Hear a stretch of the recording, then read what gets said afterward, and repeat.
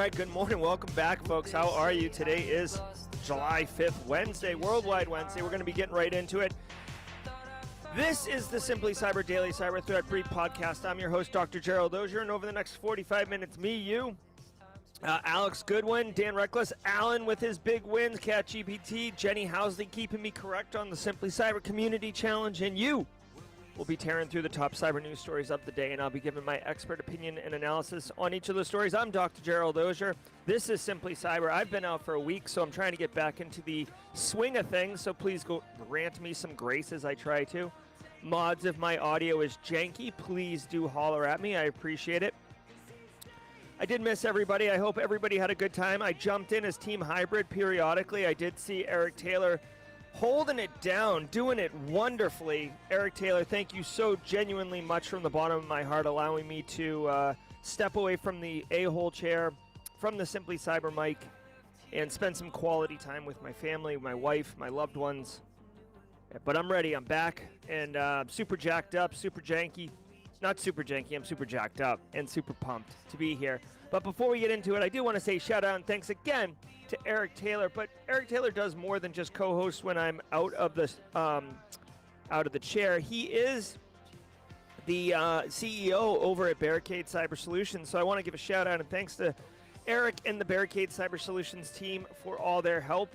Barricade Cyber Solutions is dedicated to helping businesses from cyber attacks and recover from the damage done. Cyber attacks can cause massive issues for businesses and send dedicated, hardworking business owners into turmoil. But Barricade Cyber Solutions, they know how to mitigate the damage done by cyber incidents. Check them out at barricadecyber.com.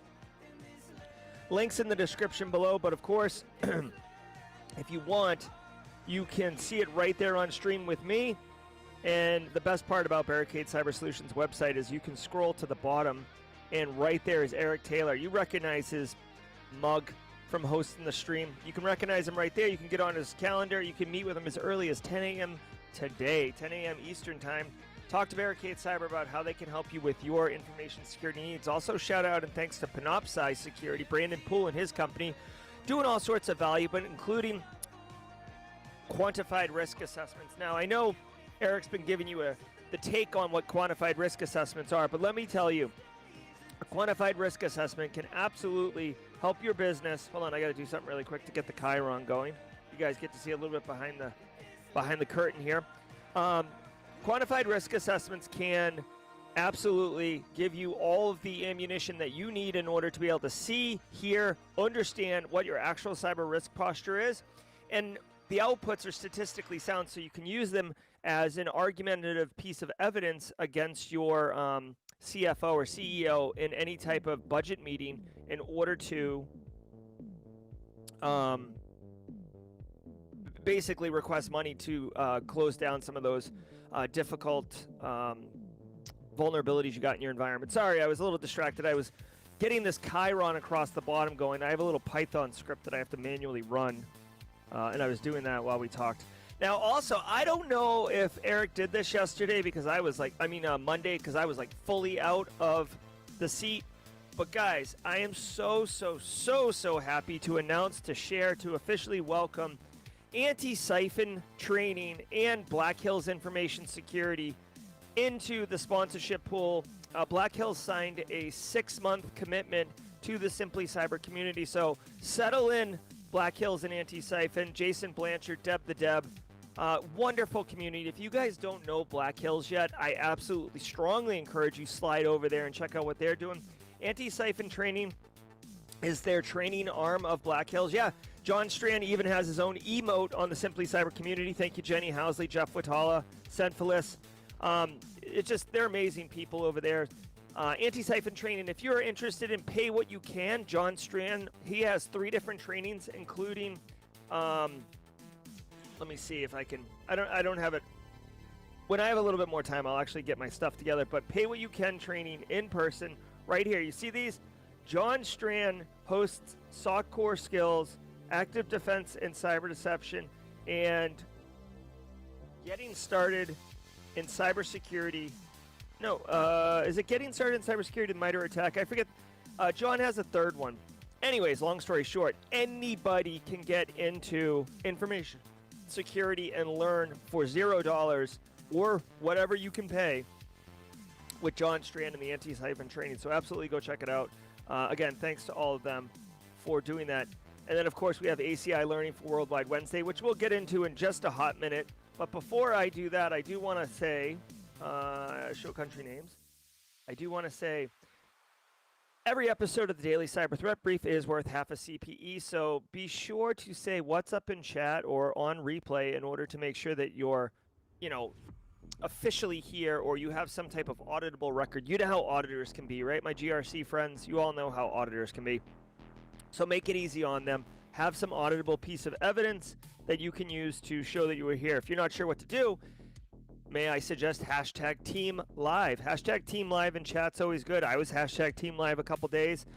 Maybe you're on replay. Replay people are people too. Oh, I'm trying to get my chair up a little bit more. Hashtag Team Replay in the comments. Guys, I have been really out of pocket, so I haven't even really had a chance to look at the Team Replay comments over the last couple of weeks. But I hope you guys have enjoyed it. Maybe you're like I was on Monday. Got here a couple minutes late because I was trying to get my coffee going, but you're going to stay for the show. That's hashtag Team Hybrid.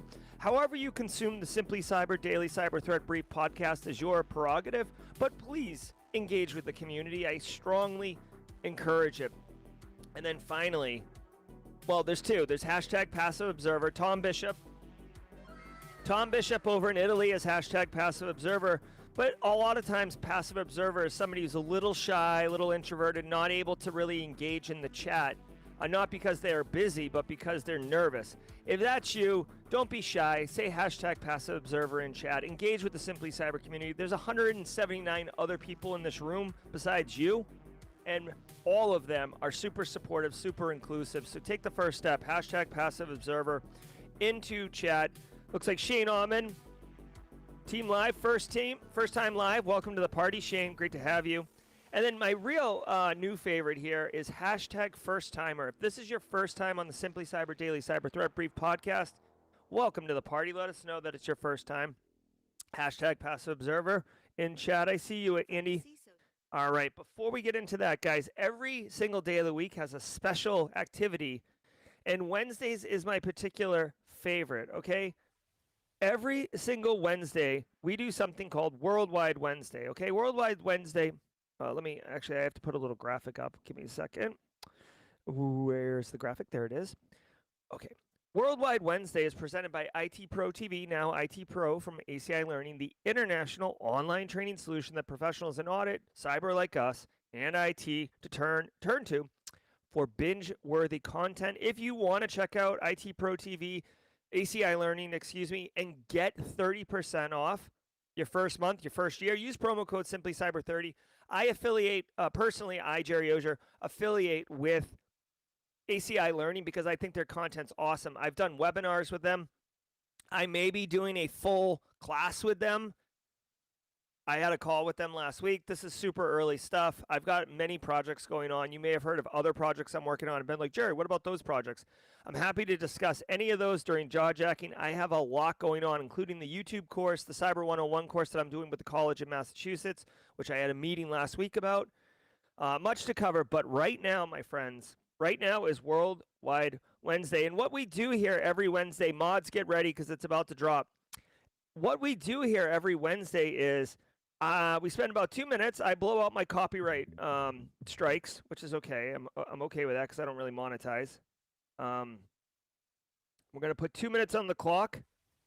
When I say go, you tell me where you're from, and we're going to see if we can go around the world in 2 minutes or less. Get ready. Here we go. All right, here we go. I'm going to start off immediately with Italy since Tom Bishop said he was here.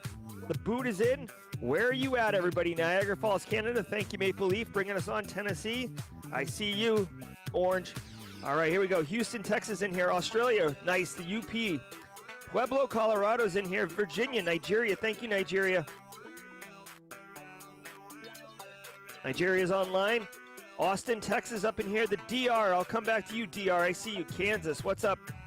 Long Island, Big Texas. Hey, Poland, I see you. Poland's in the house. Katy, Texas. Austin, Texas. We got Big Texas up in here. Las Vegas bringing it in the heat. I love it. What's up, Jackson, Mississippi? Good to see you. North Kakalaki's online. Detroit City. What's up, Arkansas? I see you. Hey, Zimbabwe, you're going to get on the map in just a second here.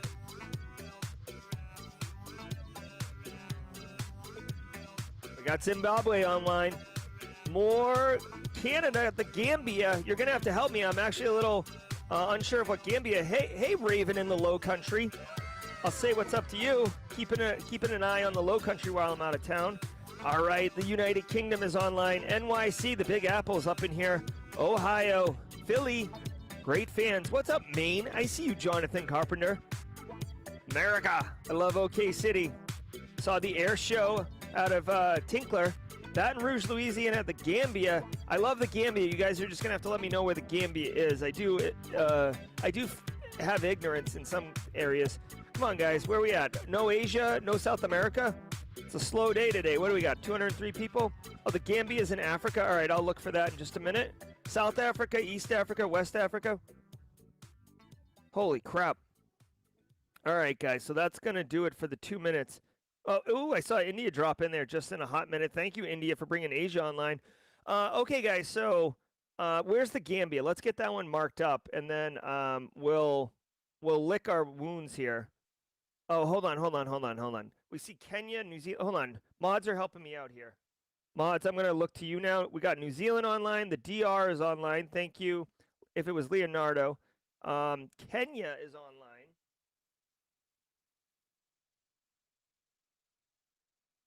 Where's Kenya? Isn't Kenya like Western Africa?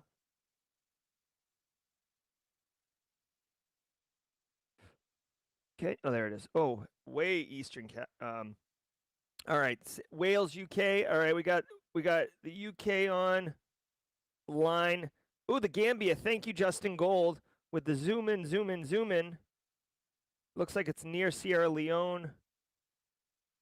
Ghana. Holy crap. This is a really hard one to get. All right. You can't see it on the stream, but we do have the Gambia online. It looked like there was 2 people from Gambia, so if that is the case, shout out to all of you. Thank you very much, Gambia, for being in the stream today. I see Thailand. All right, Thailand. We are going to have to keep going. Nigeria. Oh my gosh, you guys. It's 2 minutes. We had a timer. Oh, where's Nigeria? Niger. I thought Nigeria was right near Niger. Come on, where are you at? I'm not. Okay, I'm sorry. I'm going to have to get up. I haven't even had my coffee yet, y'all. Watching me fumble around on this map. All right. Just know that I genuinely appreciate all of you. Let's see how we did. Barbados is in the house.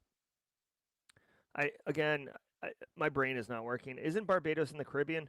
We'll get back to it. It looks like we missed South America. Correct me if I'm wrong. Correct me if I'm wrong. Oh, thank you, Io. Correct me if I'm wrong, chat, but I think we did not get South America today.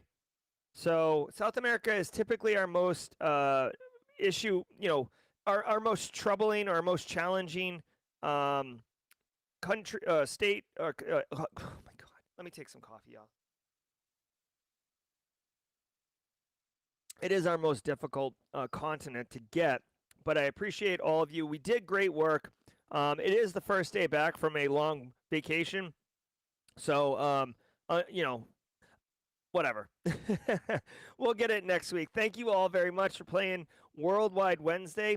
Again, if you're interested, I have a pinned comment that has the link for the 30% off. Yeah, no, I know, Zalia. Maybe we will try 2 minutes. We're always kind of trying to tinker around and give the best options. But guys, for now, what I'd love for you to do is sit back, relax, and let the cool sounds of the hot news wash over you in an awesome wave. I'll see you guys at the mid-roll. It's nice to be back, guys. I genuinely super pumped to be back in the chair. From the CISO series, it's cybersecurity headlines. It's Wednesday, July 5th, 2023. Black Cat Ransomware pushes Cobalt Strike via WinSCP search ads. The Black Cat Ransomware group, also known as AlphaV, is running malvertising campaigns to lure people into fake pages that mimic the official website of the WinSCP file transfer application for Windows, but instead one that pushes malware-ridden installers. WinSCP, Windows Secure Copy, is a free and open-source application with file transfer capabilities that sees 400,000 weekly downloads on SourceForge alone. The Black Cat campaign drops a modified Python 310.dll that contains a Cobalt Strike beacon that connects to a command and control server address. This previously unknown AlphaV ransomware infection vector was discovered by analysts at Trend Micro. CISA issues. Okay, so there's a couple things here. One, hold on, I'm reading the attack flow. And there might be an infographic. Hold on. Oh, there it is. There it is. The complete attack chain. All right. So, a couple things here. One, this, like, you know, the names have changed, but the attack sequence and the attack workflow is the same. Which, by the way, this is why we study these things. This is why staying current on like the current news is important to understand, because you're like, okay, like WinSCP today, but Barricade Cyber dropping 50 spot. All right, thank you so much. Go up and grab those gifted subs. I'll pour a cup of coffee while we're doing that. All right, there we go. Thank you very much, Barricade Cyber Solutions. Continued support, manning the chair while I'm out of town, and dropping a 50 squad on the community's head. Okay, so guys, here's what I'm saying. Like this attack flow, right? With the malvertising, the watering hole attack, whatever you want to call it. Like the applications change, right? So in this story, it's WinSCP, phony WinSCP, that infects with AlphaV's instance of Cobalt Strike, which is a post-exploitation framework, right? But next week it could be you know, a Microsoft Teams application and a what are some of these other, like Sliver C2 post-exploitation framework. So what I'm trying to tell you here, especially if you're new or trying to break into the industry, is yes, you should know what Cobalt Strike is. You should know who AlphaV is, right, as a threat actor group. But don't get so consumed by this, you know, it's this threat actor using this type of payload. Like, start learning the broader strokes of threat actors use malvertising to pass C2 post-exploitation frameworks. You see what I'm saying? Because the names are going to change, but the concepts are not going to change. And this gets back to the top of David Bianco's Pyramid of Pain. I do mention this from time to time, but it bears repeating in this instance. This is the Pyramid of Pain. Okay, oh my God. You see it right here? This is like how painful it is for a threat actor to change how they behave, right? They could change the file hash, like no big deal. It's very tough to change that they use Cobalt Strike. They can switch to Sliver, but the way that they use Cobalt Strike, the way that you know, that their operations are set up, the way they communicate with their staff, it depends on these things. So it becomes very impactful if you make them change to another exploitation framework, okay?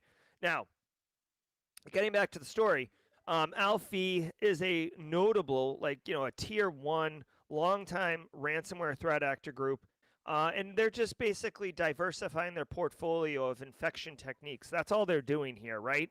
They were doing, I believe, ransomware as a service. Correct me if I'm wrong, chat, but basically buying access from, you know, access brokers or from people who opt in as affiliates, and then infecting things, and then AlphaV would handle the back end stuff.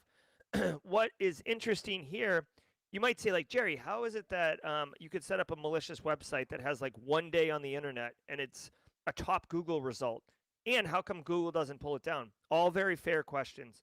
First of all, especially if you try to like start a website like simplycyber.io, this guy's website, right? I'm not on I think if you type in cybersecurity, you're not getting simplycyber.io on the front page of Google. So what are these? Like, is AlphaV a ransomware threat actor group Flash marketing genius? Did they go to the Wharton School of Business, become experts in marketing so they could get on page one? No. I got a hint for you. Straight cash, homie. Thank you, Randy. It is straight cash, homie. What these threat actors do is they make so much freaking money, right, robbing people, that they turn around and invest back in their business. So they pay $10,000 for Google ads, so then they can push their fake website to the top of search results. So when someone types in win SCP, the advertising page comes up. Now you might say, like, dude, it's hosting malware. How's this not ripped down? Well, it's not, because and see if the graphic shows it. Is the graphic going to show it? Oh my God, come on. The graphic does not show it. So it says malvertising. There's actually a step before this. So basically the website that is shown, that Google catalogs and then delivers to end users, doesn't necessarily have the link directly in it. Like, you would click through an ad on the page that the threat actor stuck in there, which changes every time except when you go there. So then it pushes the victim to a new site where they download the malware and then they're compromised and off they're running. So what I would advise, and I've said this before on the channel, is educate your end users specifically. For me, and I know that Google's going to hate this, and I do get sponsored content and stuff like that, so this is going to sound counterintuitive, but don't click on the sponsored posts on Google results. Don't click on the ad results. And I know it sucks if you're a business and you're trying to increase your revenue by marketing spend, but threat actors are doing this. They have ruined it for everybody. They have poisoned the well. They have dropped blue dye in the toilet bowl, and the whole thing is blue now, right? Or it's red or whatever. You can't say that, like, these advertisements are good and these ones are malicious. So you just have to go to the ones that are actually ranked by the Google algorithm, okay? So hopefully you guys got some value out of that. Let's keep going. Warning for cardiac device system vulnerability. The warning identifies a device from medical technology company Medtronic. Tracked as CVE 2023-31222, it carries a critical CVSS score of 9.8 and affects the company's PaceArt Optima software that runs on a healthcare organization's Windows server. The application stores and retrieves cardiac device data from programmers and remote monitoring systems from all major cardiac device manufacturers to aid in standard workflows. Medtronic said in an advisory that if exploited, the vulnerability allows hackers to delete, steal, or modify data from a cardiac device. Hackers can also use the device's issues to penetrate into a healthcare organization's network. 330. All right, hold on one second. I worked in healthcare for a number of years, 6 years. And so if you don't know, now you know. When a healthcare story comes online, I usually get my heckles up a little bit. All right, let's lean into this one, okay? So CISA, first of all, yes, CISA. If you're a squad member, if you're one of the new 50 members who Barricade Cyber just sponsored, go ahead and drop your emote tray, and you'll see all sorts of new emotes, including Jen Easterly. This is a this is a healthy obsession I have with CISA. Jen Easterly is the director at CISA, and under her stewardship, CISA has gone from a government agency that you may have heard of to front and center of being the face of the public-private sector interface for cybersecurity and for elevating the level of difficulty threat actors need to deal with in order to compromise public or private sector businesses. Way to go, Jen Easterly. This is why I'm a huge fan of hers and why she gets her own emote on the channel. Okay, now that we've put that aside, CISA issues a warning. Now, I worked in healthcare, especially biomedical devices. Guys, when you think of healthcare, okay, and by the way, I'll just say, if you've worked in healthcare in cybersecurity, you know dang well what I'm talking about. But if you haven't worked in healthcare and you're really, really interested in learning a ton about cybersecurity, healthcare is a phenomenal industry. It's incredibly stressful. It's incredibly fast-paced. It's incredibly awesome if you want to learn cybersecurity. You're dealing with end users that aren't just Carl in accounting, but you're dealing with end users that think they're the smartest people in the room. Sometimes they are. You're dealing with people who have a focus on patient care and patient safety, not your cybersecurity. You're dealing with massive amounts of regulated data flying around. You're dealing with patients who aren't necessarily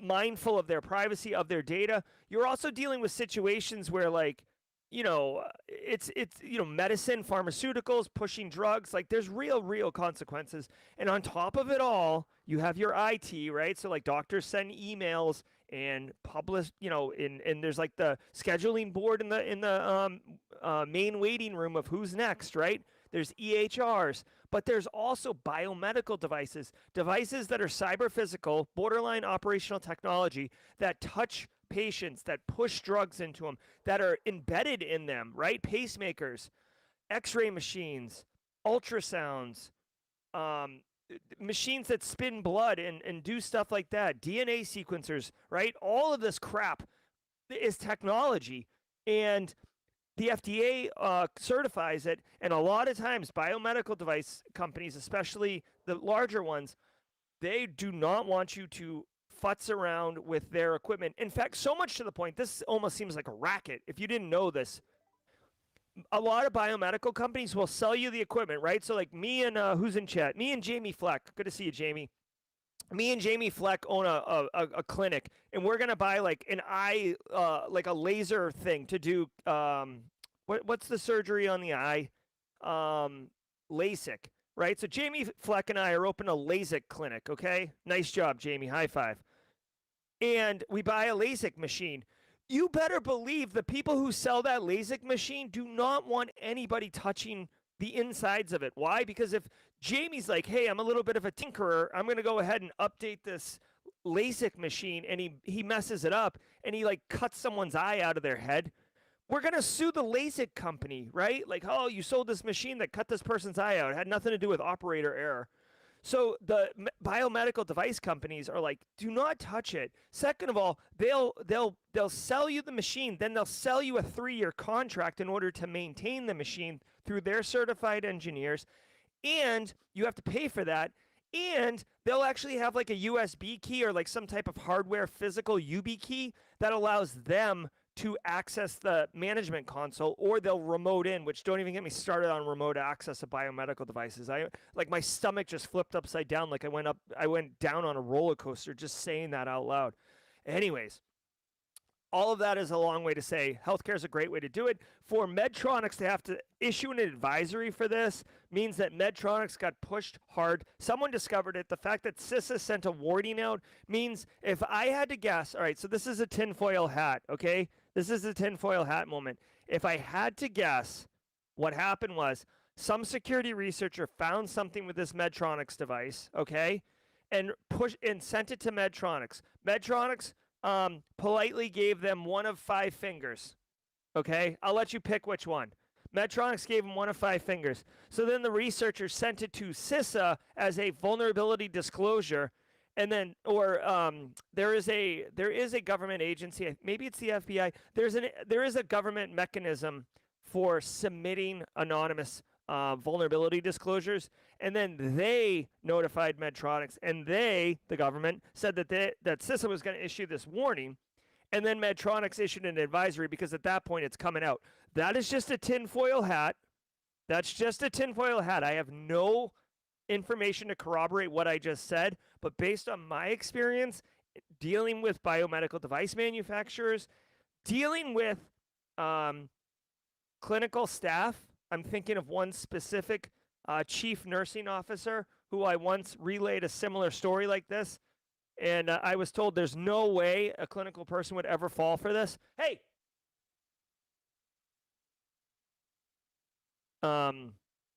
That's just me speculating. Okay, let's keep going. By the way, if you work in healthcare, you know that if you work in healthcare, you know that probably nothing's going to happen at your day-to-day job with this story, but it is good to know. Also, the final thing I'll note, because it jumped out to me, is really funny, is Medtronic said somewhere in this story, I can't find it right now, but somewhere in the story, this Medtronic said this can only be exploited if it's configured, and it's not configured by default. Well, if it's not configured by default, I have a strong suspicion most implementations are not going to be exploitable, because most times they take it out of the box, they plug it in, and they're off and running. 1,000 FortiGate firewalls still unpatched to RCE flaw. Following up on a story we brought you last month, cybersecurity firm Bishop Fox, in a report published last week, said that out of nearly 490,000 Fortinet SSL VPN interfaces exposed on the internet, about 69% remain unpatched. CVE 2023-27997 with a CVSS score of 9.8, also called XOR-T-Gate, is a critical vulnerability impacting Fortinet, FortiIOS, and FortiProxy SSL VPN appliances that could allow a remote attacker to execute arbitrary code or commands via specifically crafted requests. All right. So FortiGate's in the news again. 330,000 still unpatched. If I had to guess, they got this number from Shodan. Shodan.io is a awesome website. Just bookmark it. Go check it out. It'll basically help you. It scans the internet every day and tells you what it finds. So that's probably how they found these 330,000 firewalls. Remote code execution, RCE. If you see RCE, that's not good. That's like the worst. Okay. If it's unauthenticated RCE, your pants are on fire, right? Or you're lucky. You're happy that you wore your brown pants today to work. I myself am wearing brown corduroy, so if I had a unauthenticated RCE in my environment, I would be all set if you're picking up what I'm putting down. The point is, remote code execution means anyone on the internet can hit it, which doesn't surprise me because it's a freaking firewall, which is usually designed to be facing the internet. I'm not going to spend more time on this story. If you're running FortiGate firewalls, you should investigate if you're vulnerable to this patch. If you are, you should investigate how to patch or an alternative. Like sometimes you can't patch, guys, okay? Like, and this is a shout out to the red team people or future penetration testers of a world. If you're recommended, if you have findings as a pen tester and your recommended suggestions is patch it, you're probably not going to get promoted from junior pen tester to mid-tier pen tester, because you need to be more thoughtful of your client's environment beyond just patch it, because sometimes you can't patch it, right? Sometimes it'll break something. Sometimes it's end-of-life technology. There's multiple reasons you cannot patch it sometimes, but just holler. If you're running FortiGate firewalls, you definitely want to check this out. You can see here this graphic. Okay, so this pisses me off. Sorry, chat, for swearing. Sorry, Kennedy. Sorry, Baby Base. This annoys me. Whenever you see a graphic, okay, guys, and I know I'm like an infographic file, but dude, when you see a bar chart like this one right here, okay, let me put my finger in chat here. You see this bar chart right here? Yeah, I get it. There's dates across the bottom, and there's numbers across the side, 10 to the 0, 10 to the 1. I'm not quite sure what that is. There's a legend here, 5, 6, and 7. What?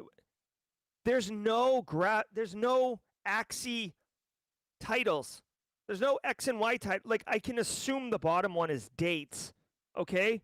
What's the Y axis? What are we looking at? Dude, if you're going to make a bar chart, label it correctly. If you're trying to visually convey information to somebody, you have to give them enough information to piece it together. It's so annoying. Like, what are you doing? Like, this was clearly copy and pasted from somewhere, and they missed the axis header. It's gross. Dude, it's gross. Like, this is probably really cool information, and I won't be able to consume it. Like, I don't know if anyone else gets butthurt when like graphics are improperly labeled, like infographics. But like, this is cool, but I can't use it. DDoS-IA attack tool evolves with encryption targeting multiple sectors. The threat actors behind the DDoS-IA attack tool have come up with a new version that incorporates a new mechanism to retrieve the list of targets to be bombarded with junk HTTP requests in an attempt to bring them down.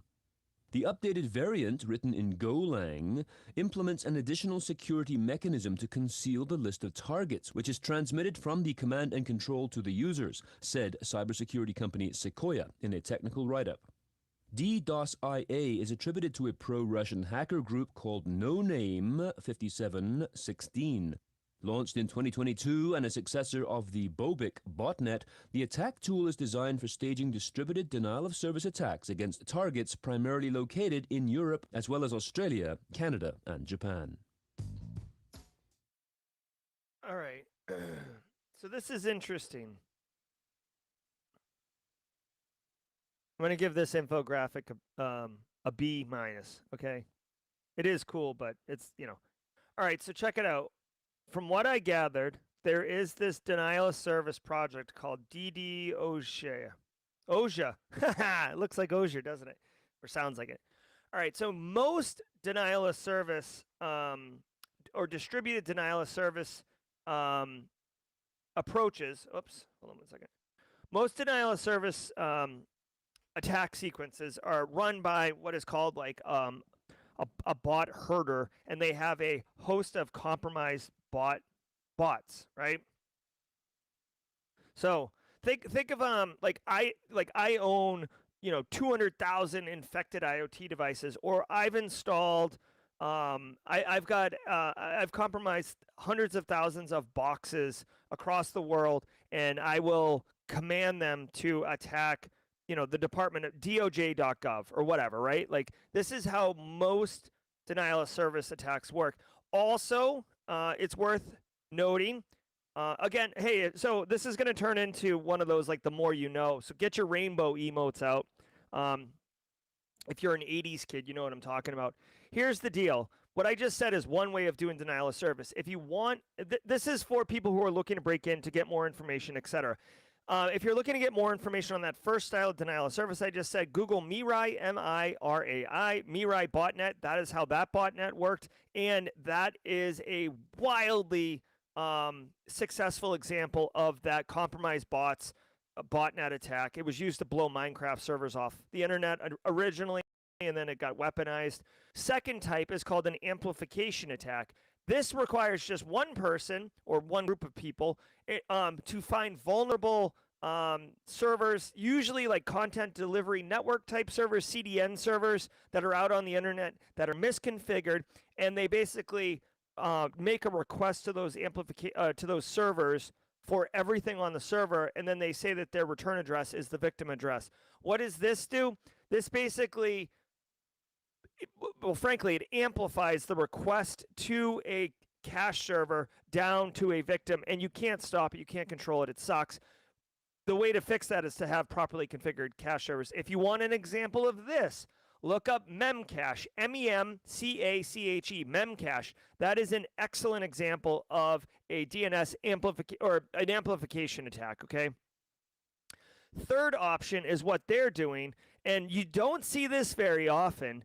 This is like a volunteer opt-in option. Now, if you're looking for a really classic example of this, look at low orbit ion cannon. I believe that actually low orbit ion cannon was an individual one, but I think you could have opted in.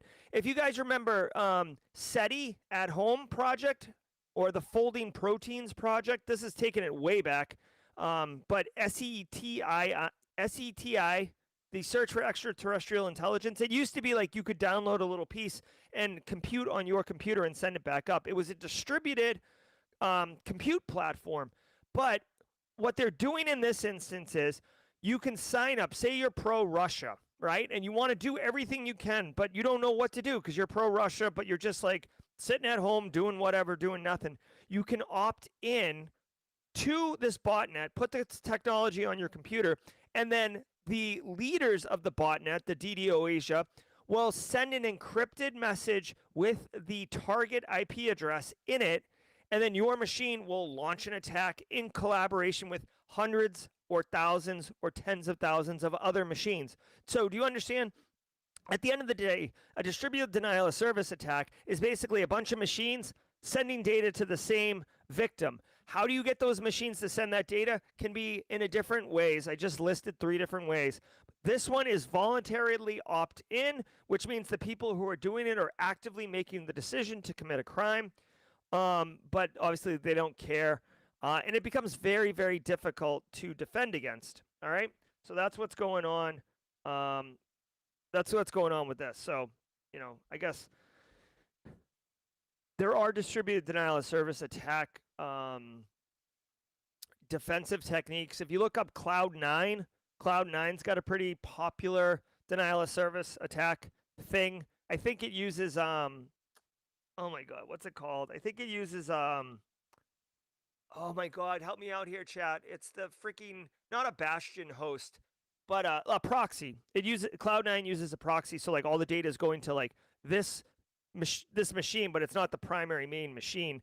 It's like a proxy, and then you're basically wasting your energy in cycles. Cloud9's also an esports team. Thanks, Justin Gold. And now a word from our sponsor, SlashNext. SlashNext, a leader in SaaS-based integrated cloud messaging security across email, web, and mobile, has the industry's first artificial intelligence solution, Human AI, that uses generative AI to defend against advanced business email compromise, supply chain attacks, executive impersonation, and financial fraud. Request a demo today at slashnext.com. That's SLASHNEXT.com. All right. It's been a minute, guys, but if you're new here, or if you've only been here a week and you've never seen me before, this is what we normally do every single mid-roll. I know we're way over time. Again, thank you for granting me some grace. I'm trying to get back into the swing of things, but it feels good to be back. All right, guys, I want to thank all of you for being here. 264, you beautiful people. Shout out to Barricade Cyber. Shout out to Panoptcy. Shout out to Antisyphon Training. And shout out to you, Cherie Slam, Jim Lund, Shuttle Crab, Bashir Delati, Ken Forte, Carrie, the whole Simply Cyber community, and the Simply Cyber squad members. If you can do me a second, take a second and hit that like button. It goes a long way to helping other people find the channel. We've already done Worldwide Wednesday. We're running low on time, so let me just jump right to it. The Simply Cyber Community Challenge is an ongoing initiative that we started months ago in order to help promote the engagement and the development of each individual's professional network. I recommend and strongly encourage you go onto LinkedIn, you search for the hashtag Simply Cyber Community Challenge, and you connect and engage and interact with the individuals who are associated with that hashtag. Both people posting about it and the people in the comments. I am super, super excited that for the 400th episode, this is episode 401, by the way. For the 400th episode of Simply Cyber's Daily Cyber Threat Brief podcast, I, Gerald Auger, was selected as the community holder. Now, unfortunately, I did the post kind of late. I did it today because I've been busy with my family and stuff like that. But I did post it. I'm going to drop a link in chat right now. Here we go. Here's my link. So if you want, please go out there, connect with me, and connect with the people who are posting. Thank you, Simply Cyber community, for the wonderful opportunity to be a participant of the Simply Cyber Community Challenge. And I genuinely appreciated it. It's my pleasure and my opportunity to tag somebody with the Simply Cyber Community Challenge to pass it on. So, McKinday Emmanuel, I would love to tag you for the Simply Cyber Community Challenge.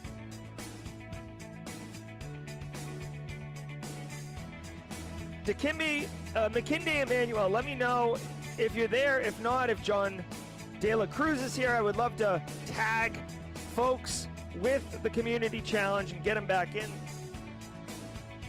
Let me know in chat. Jenny Housley. Yeah, so McKinday Emmanuel, let me tag you like this.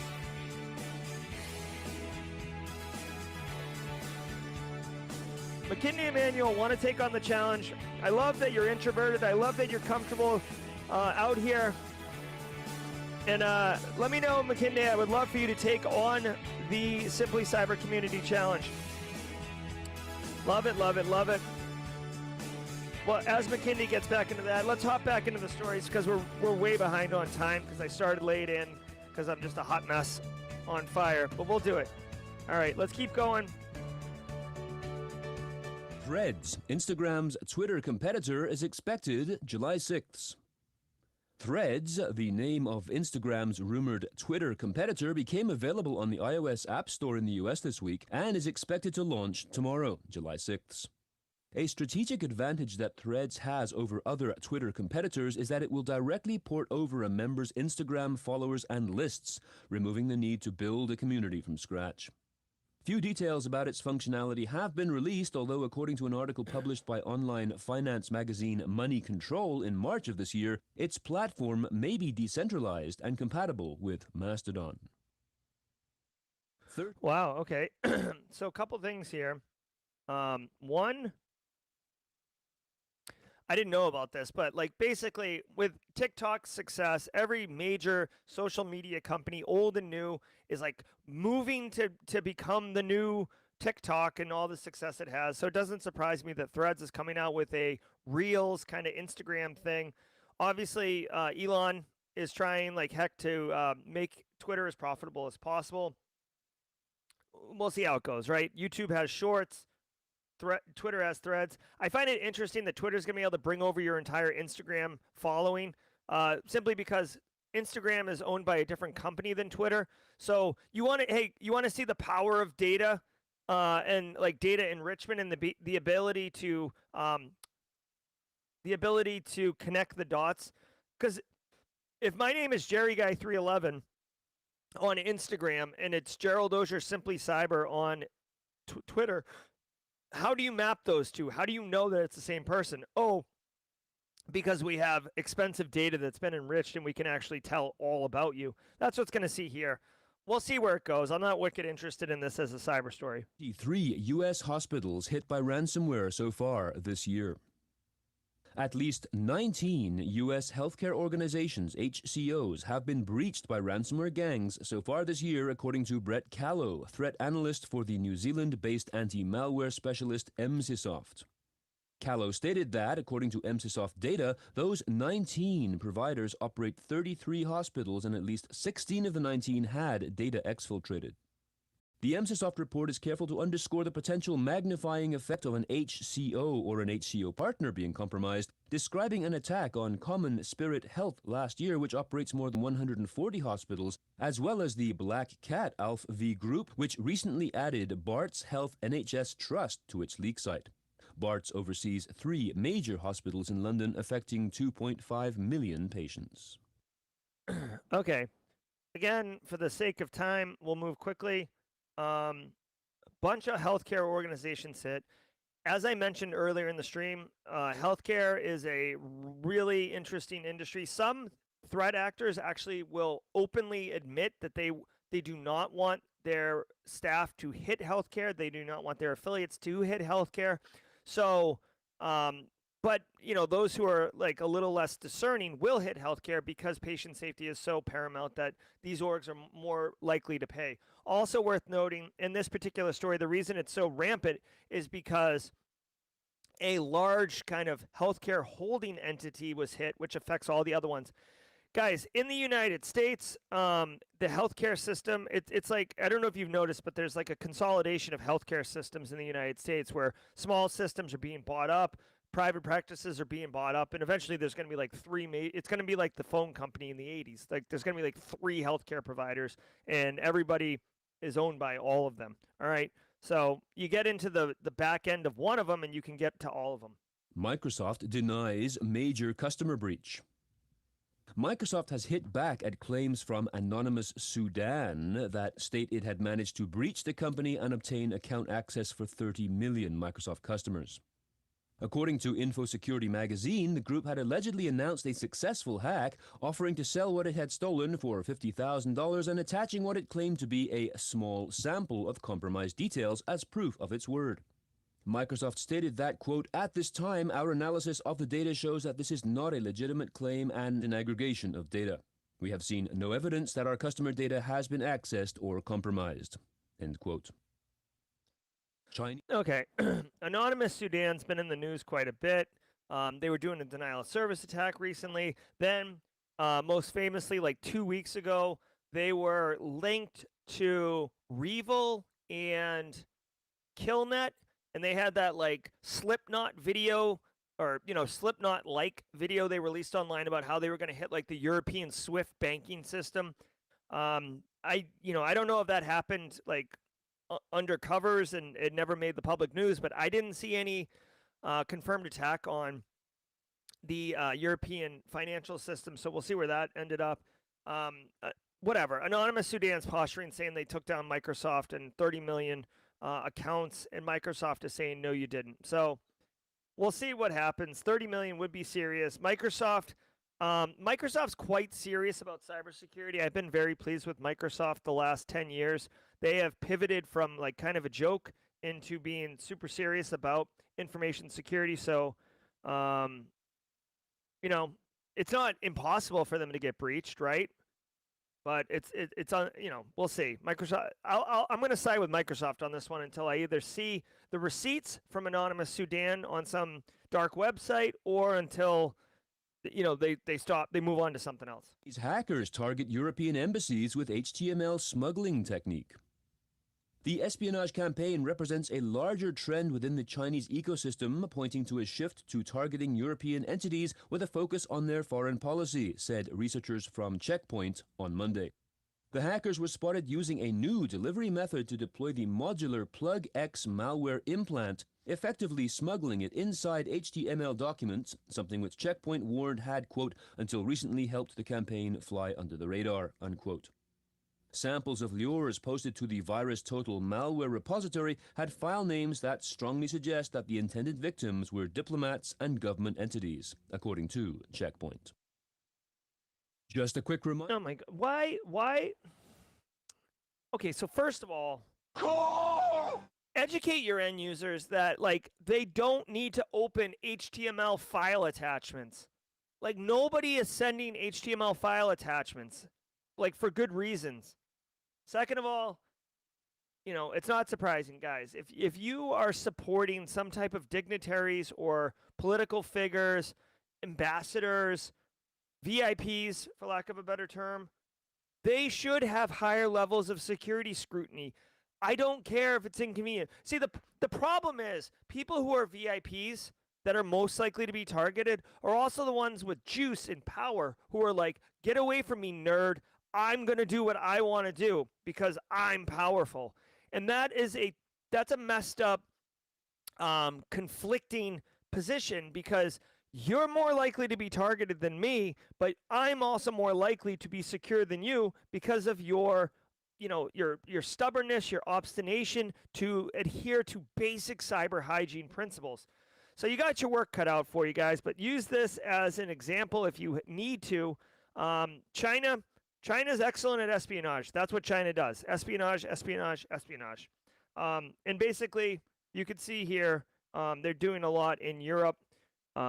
It doesn't necessarily align directly with countries that are directly supporting Ukraine, but it does look quite it does look like quite an overlay. There's a lot of intersection on the Venn diagram, if you smell what I'm stepping in, between Ukraine support and countries being targeted. Now, being targeted by China, and China's kind of half in, half out on supporting Russia. They were really at the beginning, but I haven't heard much in that way regarding the Ukrainian conflict. All right, that's going to do it for this show's stream. Let me do this really quickly. Yeah, oh yeah. All right, that's going to do it for the stream today, guys. I want to thank all of you for being here. Let me do this. We'll do Jawjacking in just a second. Guys, it was my first day back in the seat. I know we were at 270 for a second, dropped back down to 230. I suspect people had to leave to go to a 9 a.m. meeting. Hopefully it wasn't because I was taking too long. I was trying to be mindful. I started late. I was having some audio issues, as you can imagine. Just getting back into the workflow. But guys, episode 401, I missed episode 400. But super, super exciting. What an achievement. What a milestone for the Simply Cyber community. Genuinely grateful for all that you do. If you saw my LinkedIn post, you know how grateful I am. I didn't want to put it in the LinkedIn post because I didn't want to get blowback. But when I started in information security 20 years ago, it was way more toxic, and it was like really hard to get help without being like almost having to go through like a gauntlet of like ridicule at not knowing, like, you know what I mean? So like that, like the whole like noob and leet and all that stuff, like that used to exist back in the day, and it's gone. And I'm really happy and grateful that it's gone, because now we can do things like this, and people can get the answers they want and the knowledge they need, and the community to support them. So anyways, definitely grateful for 400. All right. All right, so let's do a few minutes of jawjacking. I don't have a ton of time. You know, as you can imagine, guys, if you've ever gone on vacation, when you come back, your email has like 10,000 emails because your email didn't care. Your coworkers didn't care that you were out. They just like, oh, I'll put it in his email. It'll be there when he gets back. Have a good one, John De La Cruz. Okay, so Dikimi Emmanuel, are you still in chat? McKinney Emmanuel, let me see. Go on LinkedIn, post your cyber story, use hashtag Simply Cyber Community Challenge in the post. There we go. That's how you do it. Leet, Jonathan Bowley knows what I'm talking about. I know, Carrie, you're still struggling. You're doing all the right things, Carrie. Keep going, lean into it. All right. I am swamped, Cat GPT. Space Tacos knows. All right, so I guess from a jawjacking perspective, let me just find let me share this with you guys. If you didn't know, tomorrow, where is it? Tomorrow, Nahamsec. Guys, if you're interested in talking about bug bounty from like one of the industry's leaders, Ben, aka Nahamsec, is coming on stream tomorrow. AMA, cool dude, wicked cool dude. I love his content. I watch his videos because I like to pretend I'm a pen tester. Yeah.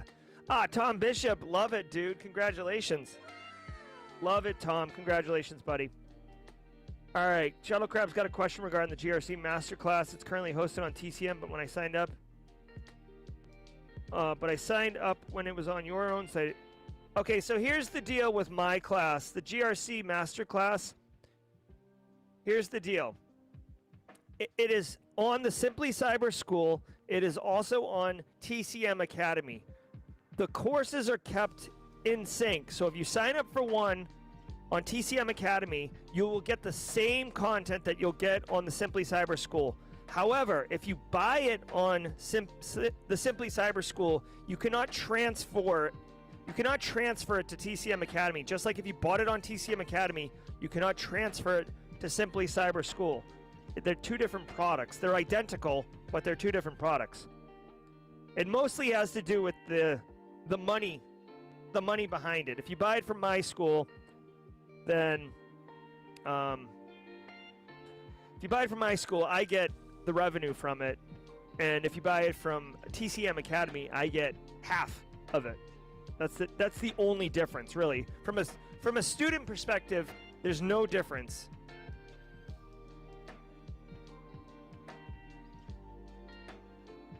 Nice, Cat GPT.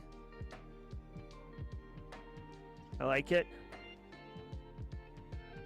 I don't know. Scott Mack, GRC Master, I don't know what that means. Thanks, Jamie Fleck. It's good to have you here. Let me check my calendar. Oh, thanks, Scott Mack. I appreciate that. I'm a big fan. In fact, I'm actually going to... You guys know I've got so many projects going on. Okay, so do you guys want to hear some this is, to me, this is why, hold on, this is really zoomed in. This is why you stay for jawjacking. There's like a bunch of things that I have going on that I have updates on if you're interested, okay? Space Tacos, Ben, aka Nahamsek, is straight fire. He's a really cool dude. Oh, Masi Onwama, first timer, welcome to the party. Okay, so guys, here's the a couple updates on the channel. One, the YouTube Masterclass, or the Practical YouTuber for Cybersecurity Professional Development, that is going well. 3 modules down. I'm working on module 4. Some of the content I can't finish until I get back to my home studio for, like, you know, filming the hardware stuff. Oh, Travis Connor. Oh, welcome to the party. So the YouTube class is going well. The GRC, the Cybersecurity 101 class, that's the huge one. The Cyber 101 course is a college-level class that I'm doing in collaboration with a college in Massachusetts. I met with them last week. They're reviewing my curriculum now, and I have a meeting with them on Friday to actually, I need to add a couple things to the curriculum, but when it's done, you'll be able to take this class and it'll be worth college credits, and I will put a packet inside the course that you can literally, all you have to do is like add your name, and like you can take the packet and hand it to a university and they'll accept it as college credits. Okay, so yes, you'll get college credits, but in addition to that, it's a wildly comprehensive course. I call it Cyber 101 because it's literally, if you know nothing about InfoSec or cyber or IT or anything like that, this course will establish a massive foundation for you, okay? Massive foundation. It's so freaking big that I actually thought, if you're a regular here, you'll remember this. I actually thought about breaking it up into 2 different classes, Cyber 101 and Cyber 102, and I've decided to just make it one class for various reasons. But it's going to be wild, okay? And it's probably going to be done maybe for the fall, no later than the spring, okay? The GRC Analyst Masterclass, many of you already have infinite access to that. But one thing that I was talking to Aaron KG with, and I think I'm going to do this, guys, okay? This is news. I think I might start doing a once a month GRC Analyst AMA stream. Now, it will be a unlisted, non-public stream, and I will put a link in the GRC Analyst Masterclass course. So basically, only people who have the course will be able to join the stream. But I'll basically answer whatever GRC questions you have. You know, maybe you took the class and there was something you wanted more information on. Maybe you took the class, got the job, and now you got something at work that you want help with, whatever. And then I'll do it for 1 hour. I'll take the recording and I'll put it in the class, and there'll be like a new module called AMA, and I'll do it like maybe for 6 months. And it'll be new content, but it'll be your questions. So that's what I'm thinking about doing to add more value to the GRC Masterclass. Yeah, thanks Akil, thanks Space Tacos, thanks Bill. I think it's a cool idea too. Shout out to Aaron KG for the suggestion. So those are 3 of the big projects I got going on. We got Black Hat coming up in a few weeks. I'll be at Black Hat. I've had some people reach out to me about being at Black Hat. Trying to do some recording up at Black Hat, by the way, some streams. I'm in talks with one security product vendor who wants me to do the daily cyber threat briefing live from their booth at Black Hat. We'll see how that goes. What else? I'll be at Wild West Hackin' Fest speaking, obviously. What else?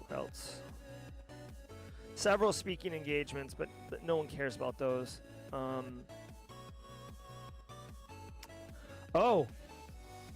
I wrote a book.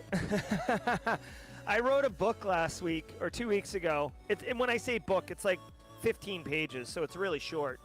But it's like literally hold on.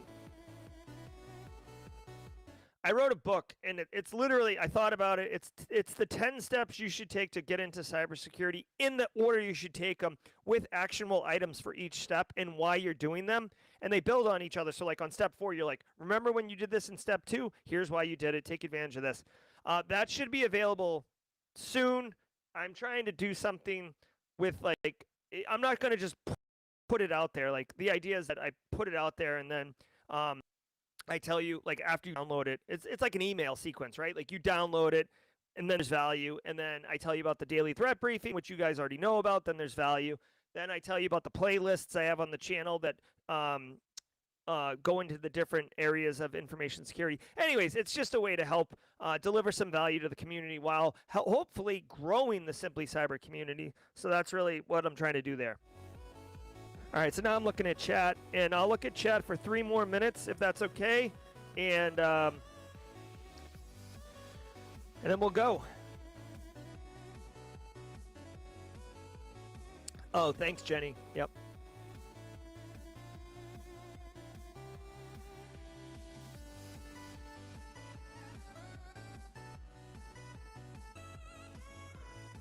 Thanks, Martin Shelter. Oh, Space Tacos with the interview on Friday. Space Tacos, what time's the interview? What time zone are you in and what time's the interview? Can we get an update on this thing?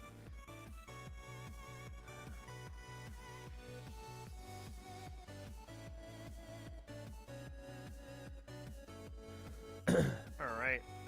Have a good day, John P.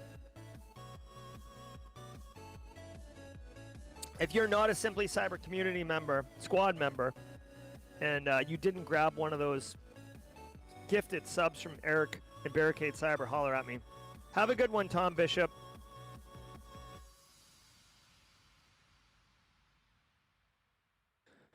Wanted an update that I didn't get the job, but do appreciate your videos to prep me for the interview, gained experience and knowledge for the next one. All right, Lazaro Rivera. I appreciate you, and I... great attitude to have. Definitely, you don't win them all, right? But definitely lean in. And I almost hope, Lazaro, that the interview experience, what you had more confidence and you felt good about it. Maybe you didn't get the job because of a different candidate, but that's not anything to do with you. Travis asking if I go outside of the country for work. I do. I haven't gone outside of the country for work in the last couple years. I used to travel quite a bit. I have young kids. I have young kids and a family, so Travis, I try not to travel. I travel when I have to, but I love my family so much that if I don't have to travel, I don't. But I have a passport. I went to the South Pole, so I do travel. IDK, the CTF, the most recent CTF I was in was the Panoptcy last episode with the 3D glasses. I know it was a little bit of a analog CTF, but I did it. Cool. CatGPT suggesting that Lazaro send a thank you message and a follow-up after the interview. Definitely not a bad idea. Omo Lawani. Hold on one second. Omo Lawani, I've got you covered. Check this out. I don't know if this is the one that Lazaro used, but check this out. There is an amazing collection, in my opinion, amazing. Oh my God. How do I share a playlist? Oh my, bro.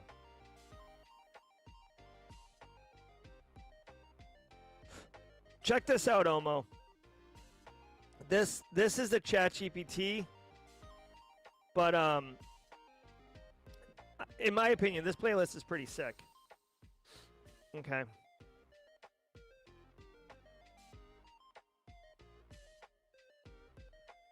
David Feldman blowing a summer internship because of health complications. No, not at all. You know? I mean, obviously it sucks, but your health is critical. Just be open, transparent. I would even say if, the internship organizers understand that there's a serious health complication, make them, wildly aware, be transparent. I mean, don't disclose anything you don't want to disclose from a health nature. But, maybe you can get like another internship with them at a different time, right? Do I see my kids getting into cyber if they want to? I'm not going to force my children into cybersecurity, but if they want to get into it, I'd be super pumped to tell them everything I know. You know what I mean? Interview at 11. All right, cool, Space Tacos. 11 a.m. You know what we might try to do? I know it's a tight schedule because of the holiday, but maybe we can. This is my calendar. Maybe we can have a Simply CyberCon on Friday. Logistics meeting. It's been a minute since we had a logistics meeting, right? And then we can get an update on Space Taco. Love it. At worst, Space Taco, I can't wait for Monday to hear how it went. How can I find an internship? I'm not in college. Well, college doesn't necessarily mean you get an internship, Carrie. I've seen a lot of internships kind of blossom, not because they were posted publicly, but because you kind of like reached out, through networking and said, hey, like, I know you don't have a job right now, but I'd love to help. Like, what do you think about 3 months? I could come in, I could do this project or this initiative. You hear some of the, you're welcome, Momo. You hear like some of the challenges that they're having and how you might be able to help solve it. I mean, I've hired interns that when we didn't have an intern program. I never had an internship personally, but if you guys met me in college, you would not think I am the same person that I am today. I was a much, much, much different person in college. I was a complete dummy in college. I made lots of bad decisions. I had my priorities all out of whack. I joke with Mrs. Auger that I'm glad she didn't meet me in college. Well, we met right after college, but I'm glad she didn't know me in college because I don't know if she would have been into this guy. David Feldman, what made me choose Dakota State? Two things. One, I went to Dakota State for a master's because I got a master's in information assurance, and it was a remote one. And the faculty was like unbelievably qualified. So I went through a 2-year master's program, loved it, got to know the faculty, got to know the dean, got to know the director and program chair. And I said to them, hey, I really want to get a PhD. If you guys ever do one, let me know in cybersecurity. And then like maybe 2 years later, they got a PhD in cybersecurity. And they actually reached out to me and said, hey, Jerry, because I was still in contact with them. Again, this is the power of networking. You shouldn't go to school and be like, oh, you're a teacher and I'm a student. Like, that's our relationship. No, it's like, dude, like, we're both going to be practitioners. Like, let's have a mutual respect and a dialogue. So they reached out to me. Pat Engerbretson and Josh Paulai emailed me, and they're like, hey, we got this new program. You want to be one of the first 10? I said, hey, let's do it. Great, great school. I cannot support Dakota State University enough. I went to 3 different colleges: University of Massachusetts, Bridgewater State College, now Bridgewater State University, and Dakota State University. And Dakota State University is the one that I most identify with. I loved my time at UMass, but like I said, I was a dumbass. Sorry. And Dakota State is like where I really excelled. So I love it. Plus, it's an NSA accredited program. It's legit what's going on over there. All right. Thanks, Space Tacos. All right, guys, I'm going to boogie out of here. Like I said, a million emails, and now I'm pretending it's Monday morning, and I'm at the coffee maker, and I'm just, like, trying to avoid going to my desk by having some talks with y'all. But I definitely appreciate it.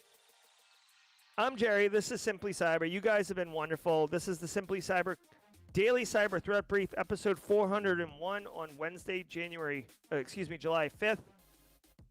Be good, everybody, and we will see you tomorrow at 8 a.m. Eastern Time. Be good. Bye, everybody.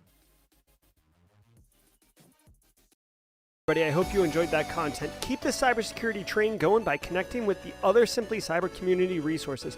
We have the Discord server that's lively and always keeps the conversation going. You can connect with me directly on LinkedIn. And also every single weekday morning on the Simply Cyber channel, we're doing live daily cyber threat briefings, 8 a.m. Eastern Time, as well as Thursday at 4:30 p.m. We're doing live stream interviews with industry experts, and we produce videos that we push out every Wednesday morning. I'm Jerry from Simply Cyber. I hope you enjoyed the content, and we'll see you in the next one.